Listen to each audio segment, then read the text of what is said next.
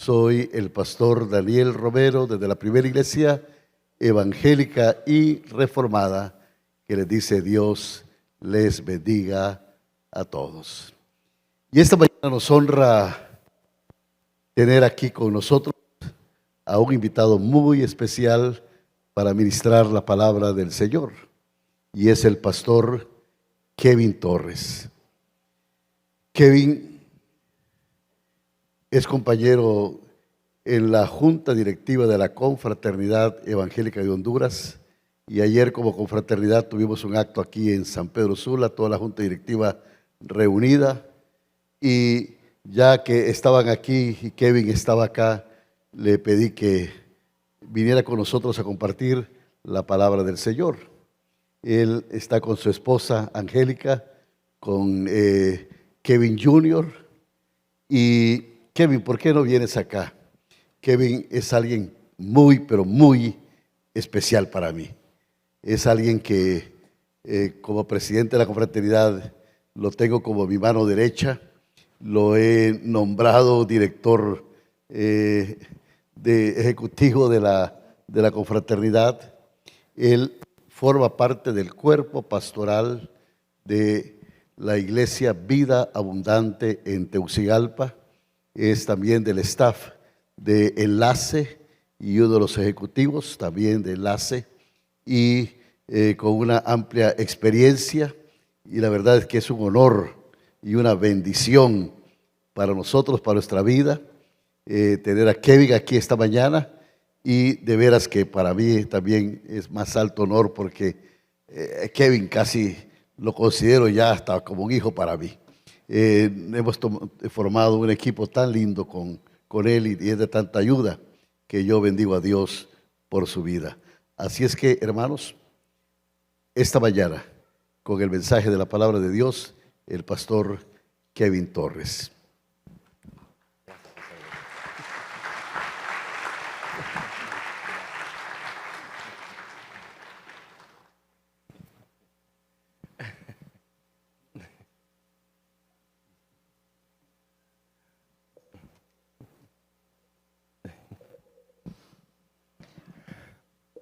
Como pueden ver, estoy contentísimo de estar con ustedes, de conocerlos, de ver una preciosa congregación. Agradecido con Dios con la oportunidad, así que reciban un caluroso abrazo. Fíjense que desde muy pequeño yo visito la ciudad de San Pedro Sula. Por aspectos familiares, constantemente veníamos a San Pedro Sula y siempre me impresionaba el valle. En Tegucigalpa no es así, ¿verdad? Hay mucha montaña. Y me impresionaba el valle, me impresionaba las calles muy ordenadas, me impresionaba el anillo periférico, me impresionaba la circunvalación. Siempre que venía, iba muy impresionado. Me impresionaba su industria, su generación de trabajo y de riqueza. Pero con los años uno va aprendiendo muchísimo y va viendo la vida desde diferentes perspectivas. Y he llegado a la conclusión que no me impresionaba el valle, no me impresionaba su poder industrial, su poder para generar riquezas, no me impresionaba su urbanidad, el anillo periférico, la circunvalación. Lo que me impresionaba eran su gente. Y es que he conocido en San Pedro Sula personas extraordinarias. Ese tipo de gente que es modelo, ese tipo de personas que usted quiere llegar a ser, ese tipo de personas que para uno son un desafío constante, para crecer, para aprender, para ver, para modelar. Y así como San Pedro Sula ocupa un lugar muy especial en mi corazón, la persona culpable por la que hoy yo esté ante todos ustedes, ocupa un lugar más especial en mi corazón. Y yo, al punto de querer decir que cuando sea grande, yo quiero ser como el pastor Daniel. Yo quiero crecer a esa estatura. Bueno, tal vez no a esa estatura, ¿verdad? Porque pero sí quiero ser como él. Otra cosa de las que me impresiona de San Pedro Sula es que la mayor concentración de cristianos por ciudad en América Latina se encuentra en San Pedro Sula. Y eso dice muchísimo del trabajo de sus pastores. Y yo en esta mañana quisiera darles un fuerte aplauso.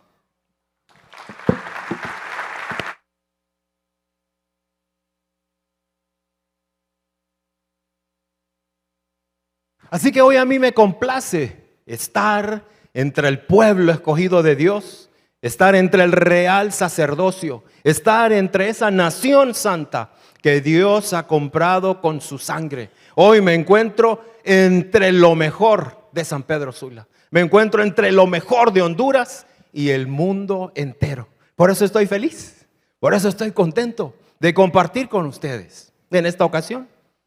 Y antes de entrar al tema que nos ocupa, yo quiero declarar una bendición sobre cada familia aquí representada, sobre cada hogar que veo. El pueblo de Dios va en pos de la tierra prometida, pero había que conquistarla. Era un pueblo que en su mayoría era agricultor, pastor de ovejas, pero no era un pueblo guerrero.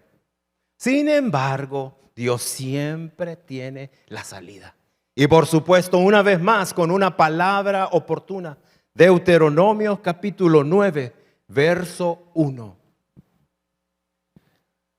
Y en esta ocasión quiero leerla en la Reina Valera del 60. Deuteronomio capítulo 9, verso 1. Y dice, oye Israel. Yo diría, oye San Pedro Sula, oye Tegucigalpa, oye Honduras, tú vas a pasar el Jordán para entrar y desposeer a naciones más numerosas y más poderosas que tú. Ciudades grandes y amuralladas hasta el cielo. Verso 2. Un pueblo grande y alto. Hijos de los anaseos, de los cuales tú tienes conocimiento y has oído decir, ¿quién se sostendrá delante de los hijos de Anac? Verso 3. Entiende pues hoy que es Jehová tu Dios, el que pasa delante de ti como fuego consumidor, que los destruirá y humillará delante de ti. Y tú los echarás y los destruirás enseguida, como Jehová te ha dicho. Escuche con el corazón. No hay dificultad más grande. No hay crisis más grande. No hay problema alguno más grande que nuestro Dios. Nuestro Dios nos ha dado la capacidad para pelear, para avanzar, para continuar conquistando. Lo cantábamos, lo decía nuestro hermano Dorian. Si Dios es por nosotros, ¿quién contra nosotros? Si Dios es por nosotros, ¿quién contra nosotros? Hoy no maximicemos nuestras dificultades, esos problemas que probablemente se ven imposibles. Hoy maximicemos a nuestro Dios por encima de cualquier circunstancia, por encima de cualquier diagnóstico negativo, por encima de cualquier dificultad está nuestro Dios. Amén, lo creemos, así es. Y escuche, a lo largo del relato bíblico, Dios usa hombres y mujeres con papeles importantísimos, preponderantes para establecer, para ir conquistando, para ir avanzando. pero hay una constante en cada uno de estos hombres y mujeres. Y es que por medio de una crisis, cada uno de ellos ha ido creciendo, ha ido aprendiendo, se ha vuelto un maestro. Y continúa entonces ese proceso. El proceso de Dios sigue siendo el mismo hoy en día. Es en medio de las dificultades, en medio de los sinsabores, que estos sinsabores y estas dificultades se convierten en grandes maestros para nosotros. Por eso, hoy yo les invito a decir, bendita crisis, bendita dificultad. Yo sé que no es fácil alabar en medio de las dificultades, pero lo acabamos de cantar. Magistral alabanza que nos dirigía nuestro hermano Dorian. En todo tiempo alaba a Dios. En todo tiempo hay alabanza en nuestro corazón. Porque usted puede echar una mirada rápida al mundo y no ver un panorama alentador. Usted puede ver empresas que están cerrando. No sé si sucede aquí, pero en Tegucigalpa hay mucha gente que está quedando sin empleo. Mucha gente está perdiendo su empleo. Los valores de la palabra de Dios, los valores tradicionales de la familia también se ven afectados. Y lo vemos en medio de la sociedad. Todo está cambiando y ello trae temor. Sin embargo, la palabra de Dios y el reino de Dios constituyen la única esperanza que tenemos para ayudar a esta sociedad en decadencia. La respuesta a cada una de las problemáticas sociales del hombre se encuentra en la palabra de Dios. Descansa en la palabra de Dios. Así que sin importar nuestra condición, hay algo certero. El cambio viene y el cambio nos afecta. Y estamos constantemente bregando en medio del cambio. No nos gustan los cambios, pero aprender a manejar esos momentos es crucial para continuar creciendo. Y es que si somos realistas, nosotros como hondureños, como que ya deberíamos tener algo más de experiencia. Ya deberíamos ser peritos en crisis, porque desde las crisis climáticas que hemos experimentado, nuestros políticos también generan crisis, generan cambios, generan esos aspectos que causan en muchos de nosotros temor y estos eventos que no hemos iniciado que nos afectan. Yo quisiera que hoy veamos la crisis como un huracán. Ustedes han visto huracanes muy cerca, mucho más cerca que nosotros en Tegucigalpa. Y cuando el huracán viene, cuando la crisis viene, por supuesto, genera cambios. Cuando pasa y arrasa y arranca todo lo que está débil, destruye todo árbol podrido. Revela a los que invadieron el cauce de los ríos. Revela a los que no han edificado con buen fundamento. Pero escuche, la crisis no viene a destruir.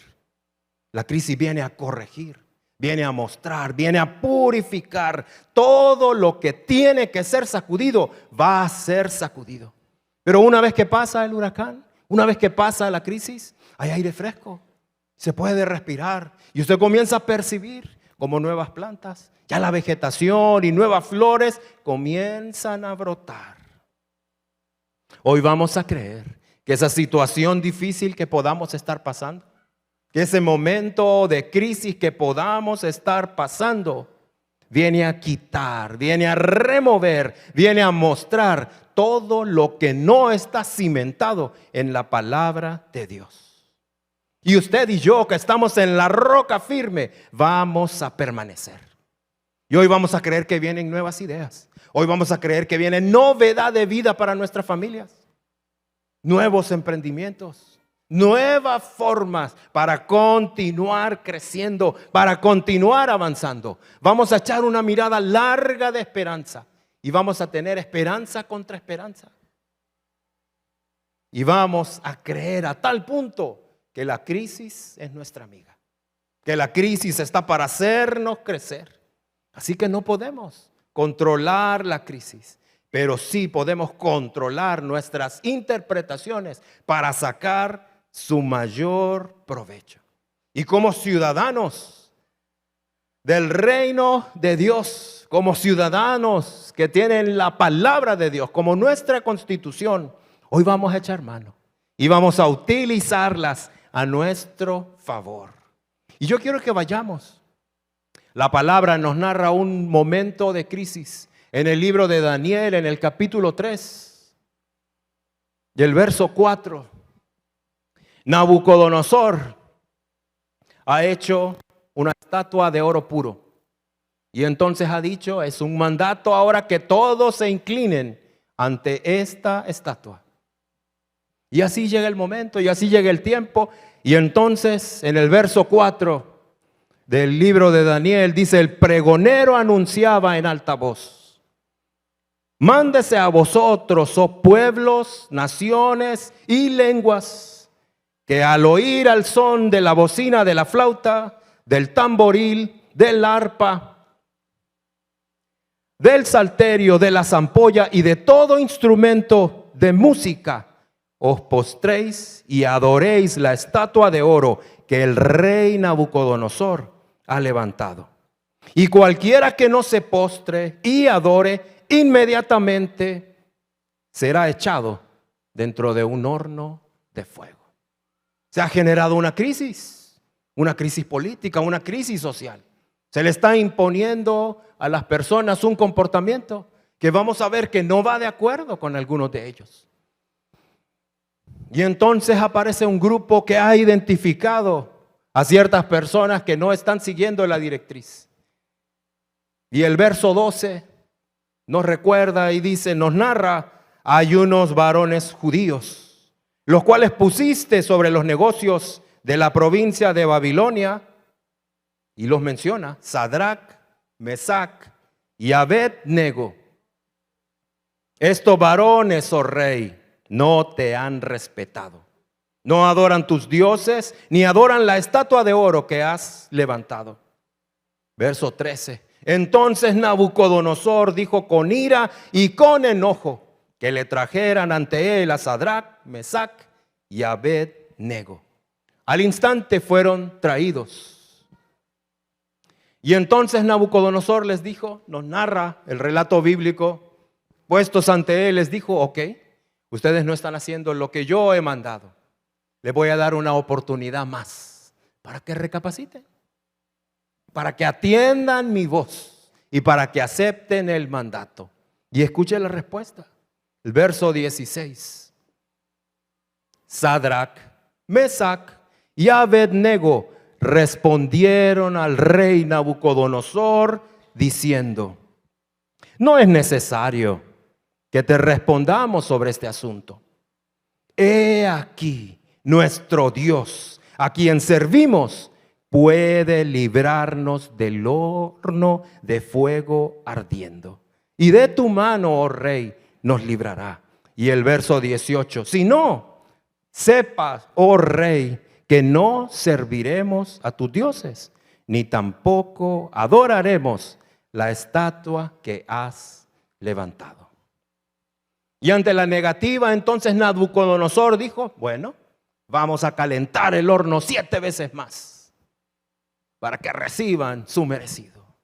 Y el verso 25 nos narra, ellos fueron atados de pies y manos y echados al horno. Y el verso 25, entonces Nabucodonosor dice, y él dijo, he aquí, yo veo 4 varones sueltos que se pasean en medio del fuego sin sufrir ningún daño. Y el aspecto del cuarto es semejante a hijo de los dioses. Y escuche. Y entonces en esta escena, en medio de las llamas salió Sadrac, Mesac y Abed-nego, sin siquiera olor a humo y a carne, sin siquiera quemar uno de sus cabellos. Y entonces el verso 28, y atienda por favor el verso 28. Entonces Nabucodonosor dijo, bendito sea el Dios de ellos, de Sadrac, Mesac y Abed-nego, que envió su ángel y libró a sus siervos que confiaron en él y que no cumplieron el edicto del rey. y entregaron sus cuerpos antes que servir y adorar a otro Dios que su Dios. Por lo tanto, decreto que todo pueblo, nación o lengua que dijere blasfemia contra el Dios de Mesac, de Sadrach, Mesac y Abed-nego sea descuartizado y su casa convertida en muladar, por cuanto no hay Dios que pueda salvar como este. Hermanos, hoy vemos, en medio de cualquier dificultad, no hay Dios que pueda salvar como el nuestro. No hay Dios como el nuestro. No hay Dios como el nuestro. Dígale a la persona que tiene a su lado, no hay Dios como el nuestro. No hay Dios como el suyo. No hay Dios como el suyo. No hay Dios como el nuestro. Mire, a tal punto, Nabucodonosor está tan sorprendido que a mí me hubiese gustado, me hubiese encantado estar en ese momento y decirles, les presento al evangelista Nabucodonosor. Terminó adorando a Dios, terminó haciendo un edicto para que nadie hablara en contra, para que se preservara la palabra de Dios. Así que, amados hermanos, no le tememos a las dificultades. No le tememos a las dificultades, florecemos en medio de ellas. Dígale a la persona que tiene a su lado, florecemos en medio de las dificultades. Las dificultades nos hacen más fuertes, nos permiten desarrollar ese músculo espiritual. Y es que es cuestión de perspectiva. Jesús aparece en escena, lo apresan, lo llevan a la cruz, lo comienzan a clavar y los discípulos dicen, ay, Dios mío, ¿qué ha pasado? Hay que correr, hay que esconderse. Comienzan a negarlo. Ven crisis, crisis, crisis, crisis. Todo es dificultad, todo es dificultad. Pero Jesús está viendo desde otra perspectiva. Y entonces Jesús dice, hoy inicia el perdón de pecados. Hoy inicia la propiciación. Hoy hay salvación para todo aquel que crea en el Hijo. Es otra perspectiva, completamente diferente. Por eso, para sacar el mayor provecho, probablemente de esa crisis que estamos atravesando, y con la ayuda del Espíritu Santo, yo quiero compartir con ustedes 3 propuestas. La primera de ellas es controlar la percepción. Diga conmigo, voy a controlar la percepción. Es vital controlar la percepción. La percepción determina cómo vamos a responder ante los acontecimientos. ¿Acaso hay temor, hay duda, hay angustia? ¿Estamos atravesando alguna situación difícil? Seguramente hay problema. ¿Estamos afanados? ¿Dormimos bien? ¿No hemos descansado? Probablemente. Es parte. Es parte de la vida. Pero la perspectiva de vida es vital. Y yo quiero invitarlos a Filipenses capítulo 4, verso 6. Porque estamos hablando de perspectiva, de controlar la percepción de las dificultades que podamos estar atravesando. Y les pregunto, ¿acaso estamos afanados? ¿Hay algo en lo que está pensando en este momento? Y dice, dejé la cocina, dejé la hornilla encendida. Ay, Dios mío. Ay, se me quedó la plancha. La secadora quedó encendida. Estamos afanados, estamos corriendo de un lugar a otro. Pero mire lo que Pablo, viendo desde esta perspectiva, con tanto atino, el apóstol Pablo dice en Filipenses capítulo 4, verso 6. Por nada estéis afanosos. Por nada estéis afanosos, sino sean conocidas vuestras peticiones delante de Dios en toda oración y ruego, con acción de gracias. ¿Hay algún problema, alguna dificultad que tal vez nos tiene sin dormir?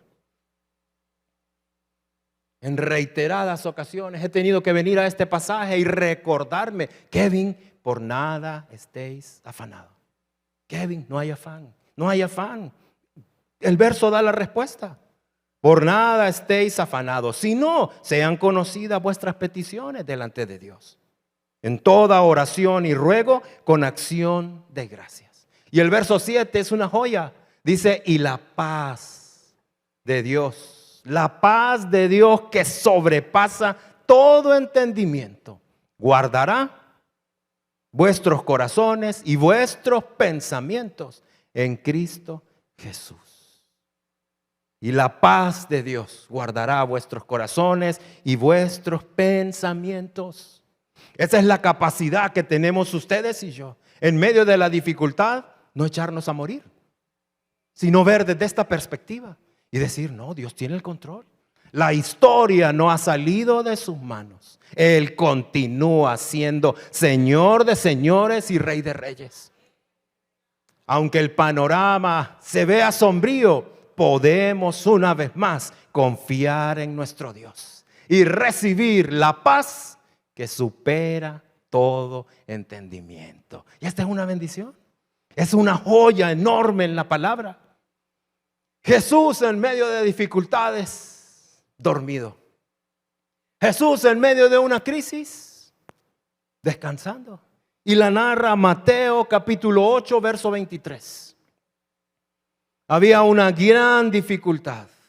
Jesús ha estado predicando y él y sus discípulos van en una barca. Y Mateo capítulo 8, verso 23 nos relata esta porción preciosa. Y dice, y entrando él en la barca, sus discípulos lo siguieron. Verso 24. Y he aquí que se levantó en el mar una tempestad tan grande que las olas cubrían la barca. Pero él dormía. Verso 25. Y vinieron sus discípulos y le despertaron diciendo, Señor, sálvanos que perecemos. ¿Se identifica con esa porción? ¿Ha tenido alguna dificultad que diga, Señor, ayúdame? Mira mi sufrimiento, Señor, mira esta dificultad. ¿Cómo voy a salir adelante? Y Jesús parece que está dormido, tranquilamente descansando.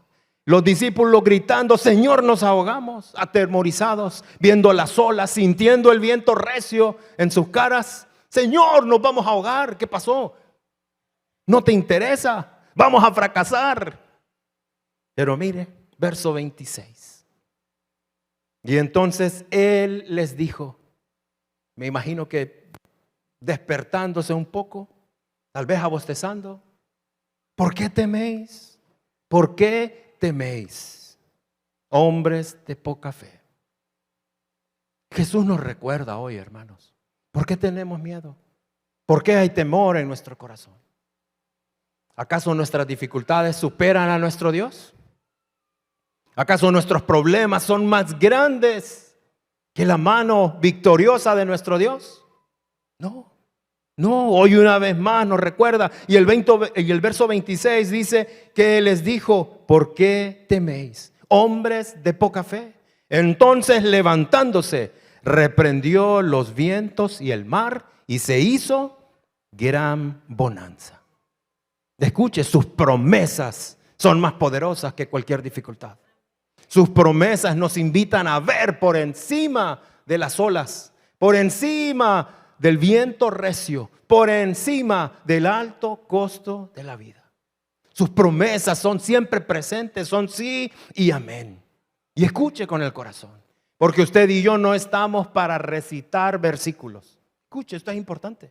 Usted y yo no estamos para recitar versículos. Usted y yo estamos para vivir por esos versículos.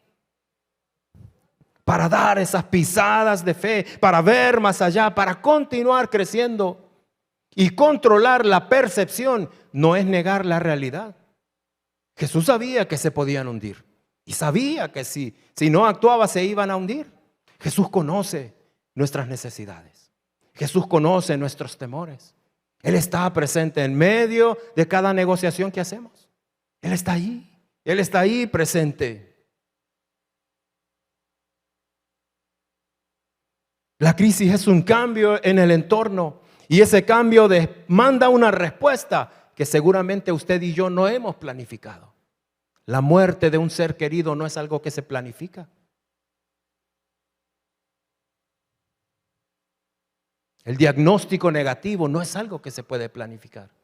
El matrimonio que se separa no es algo que se planifica. Son situaciones difíciles, son momentos difíciles. Pero aunque duela, debemos controlar la percepción. Recordar que sus promesas son más grandes que cualquier dificultad. Y hacer eco de las palabras del salmista cuando dice: fui joven y ahora envejecí.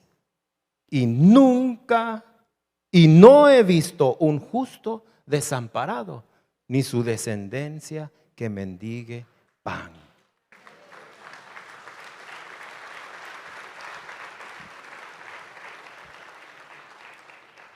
Hay que controlar la percepción. Dios tiene el control.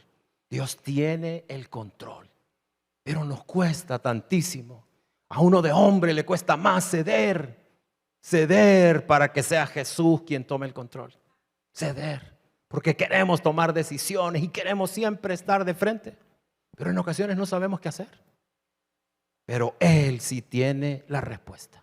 Él sí conoce el camino. Y una vez más, fui joven y ahora envejecí. Y no he visto un justo desamparado, ni su descendencia que mendigue pan.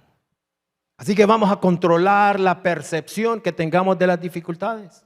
La segunda propuesta es que en medio de la crisis se desarrolla la creatividad. Dígale a la persona que tiene a su lado, es que es en medio de las dificultades que nos volvemos creativos.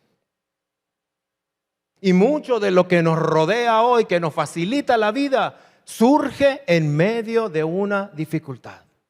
Decía un gran pensador griego de los tiempos de Jesús. Decía: la necesidad es la madre de la invención. La necesidad es la madre de la inventiva. Y nuevamente Jesús, aprovechando una oportunidad para mostrarnos la creatividad, para echar mano de la creatividad. Y quiero narrarle Juan capítulo 6. Acompáñeme a Juan capítulo 6, verso 5. Una porción preciosa que nos muestra muchísimo.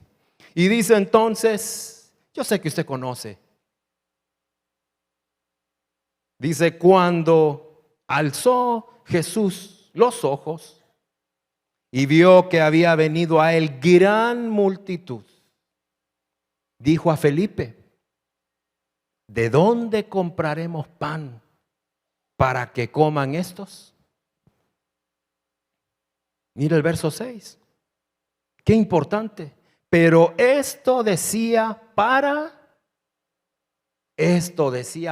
probarle, porque él sabía lo que había que hacer. Jesús sabe lo que hay que hacer. Y entonces le dijo: hay que darle de comer a toda esta gente. Y Felipe responde como cualquiera de nosotros, acostumbrado a trabajar con números. Si yo comienzo a ver este precioso auditorio, y si son pizzas, tengo que empezar a contar, ¿verdad? Y bueno, y aquí el administrador sabe perfectamente cómo es eso. Y entonces empiezo a hacer números y después veo, ¿y para cuánto me alcanza? Pero esto no. Y entonces Felipe contesta como cualquiera de nosotros puesto en esta situación. Dice Felipe: 200 denarios de pan no bastarían para que cada uno de ellos tomase un poco. Miren qué problema el que Jesús le ha presentado a la comunidad. Denle de comer. Ahí no habían comidas rápidas, hermanos. Ahí no habían compañías de mensajería, ¿verdad? Ahora desde el teléfono con una aplicación y podemos hacer tantísimo. Esos momentos difíciles, ni teniendo el dinero, ni trabajando. Y después, la hermana May organiza a las mujeres. Ya conoce los dones, ya sabe lo que hay que hacer. Ya vienen las hermanas, pero imagínense que ponen a alguien como yo en medio de esas ciencias. Va a salir carísimo, pues, porque se van a echar a perder los ingredientes. Para eso se requiere arte también. Y entonces se presenta el problema y Felipe dice, no, aquí, ¿cómo? No hay forma, es imposible. En otras palabras, Felipe está diciendo es imposible. Aunque trabajáramos meses enteros, ¿cómo le vamos a dar de comer? ¿Quién va a cocinar? ¿Cómo vamos a distribuir? Sin embargo, en medio del grupo hay alguien que ve desde una perspectiva distinta. Ve desde una perspectiva distinta porque sabe que Dios va a obrar. Dios sabe lo que tiene que hacer. Y entonces el verso 8 dice, uno de sus discípulos, Andrés, hermano de Simón Pedro, le dijo, aquí hay un muchacho que tiene 5 panes de cebada y 2 pececillos. ¿Más? ¿Qué es eso para tantos? Pero mire qué impresionante. Andrés se está viendo desde otra perspectiva. En ocasiones nos presentamos ante Dios con nuestras limitantes y decimos, Señor, pero lo que yo tengo no saca adelante esta tarea. La necesidad es tan grande y lo que yo tengo son 2 peces, son 5 panes. Pero esos 2 peces y esos 5 panes en las manos de Dios hicieron una enorme diferencia. Porque la palabra nos narra que se alimentaron a 5,000 y todavía sobraron 12 cestas de comida. Es que nuestras ideas, nuestros dones, nuestros talentos, lo que nosotros traemos para que Dios haga cosas extraordinarias es importantísimo. Por eso en esos tiempos de necesidad, en medio de esas crisis, Dios sabe cómo va a obrar.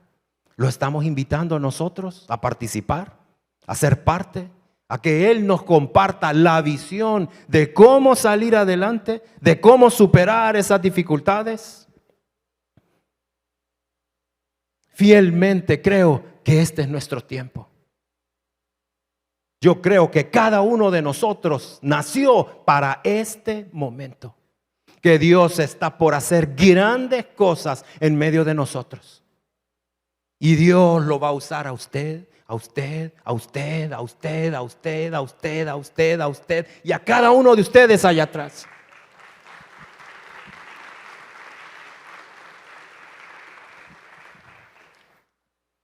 La palabra nos recuerda, Cristo no nos ha llamado a un lecho de rosas. La palabra nos recuerda, la palabra no menciona que vamos a ir por la vida cuesta abajo. No. La palabra dice, el que quiera seguirme, cargue su cruz, cargue su cruz. Y otra porción nos recuerda y dice, en el mundo tendrán aflicciones. En el mundo tendrán aflicciones, pero confíen, porque yo he vencido al mundo. Y en esa victoria cada uno de nosotros es más que vencedor. Más que vencedor. Más que vencedor. Así que hemos dicho, número 1, la crisis. La crisis nos ayuda a controlar la percepción. Número 2, la crisis es fuente de creatividad. Nos ayuda a desarrollar ese don que Dios nos ha dado. Y número 3, la crisis es temporal. Dígale a la persona que tiene a su lado, la crisis es temporal. Es temporal, este momento difícil es temporal. Eclesiastés capítulo 3, verso 1 nos lo recuerda. Y dice, todo tiene su tiempo. Todo tiene su tiempo. Y todo lo que se quiere debajo del cielo tiene su hora. Todo tiene su tiempo. Todo tiene su momento. Si estamos atravesando un momento difícil, bueno, es temporal. Va a pasar. Todo tiene su tiempo. Si no es nuestro mejor momento, es temporal. Es temporal. Y si es nuestro mejor momento, si estamos viviendo bonanza, hay que tomar medidas también, porque es temporal, porque todo tiene su tiempo, todo tiene su momento. Muy importante es que nuestra fe no es de momentos, nuestra fe no es de sentimientos. En todo tiempo creemos, en todo tiempo nos afirmamos en la roca firme. Y como decía el profeta, aunque la higuera no florezca, aunque no haya uvas, aunque el aceite de olivos escasee, aunque, con todo esto, yo me alegraré en el Dios de mi salvación. Y es la palabra de Dios. Mire qué importante. Sadrach, Mesach y Abed-nego, en medio del horno, no fueron sacados de forma sobrenatural. No aparecieron en otro lugar. No, estuvieron ahí en el horno. ¿Cuál es la enorme diferencia? Que Dios estuvo en medio de ellos y con ellos. No importa el lugar, no importa la condición. Lo importante es que Dios está con y en usted. Dios está en medio de esa dificultad. Dios está con y en usted. Así que la crisis es nuestra amiga. Hay que verla desde esa perspectiva. Número 1, controlando la percepción. Número 2, echando mano de la creatividad. Y número 3, entendiendo que es temporal. Cierre sus ojos, por favor. Agradecemos a Dios. Diga a Dios gracias. Hoy estamos en pie, Señor.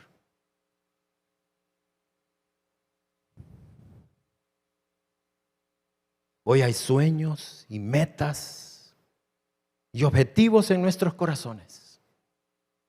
Padre, gracias.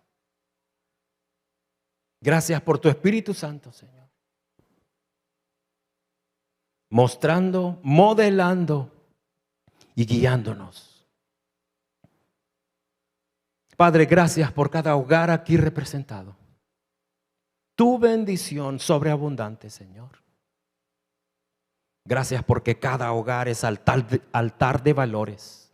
Porque nunca hará falta el gozo, Señor. La comunicación, la tolerancia. Siempre será un lugar de respeto, de seguridad para la futura generación. Y gracias porque contamos con tu bendición, que nos recuerda que nunca escaseará la harina y el aceite, Señor, sino que habrá para suplir todas nuestras necesidades y aún para compartir con los demás. Y hoy damos gracias, Señor. Y damos gracias por las metas, por los sueños, por los objetivos que proyectamos a futuro, Señor. Que vemos venir esos retos, Señor, que están ahí para que tú te glorifiques, para que tú recibas la gloria, Señor. Que son oportunidades para que tú muestres tu inagotable amor por tu pueblo. Hoy una vez más te agradecemos, Señor. Gracias por tu palabra, que permanece viva, que es eficaz, que es más cortante que toda espada de doble filo, que nos desnuda, Señor, que nos penetra, pero al mismo tiempo nos muestra la salvación, nos muestra la salida. Hoy te agradecemos una vez más y oramos, Señor, en el poderoso nombre de Jesús. Amén, amén y amén.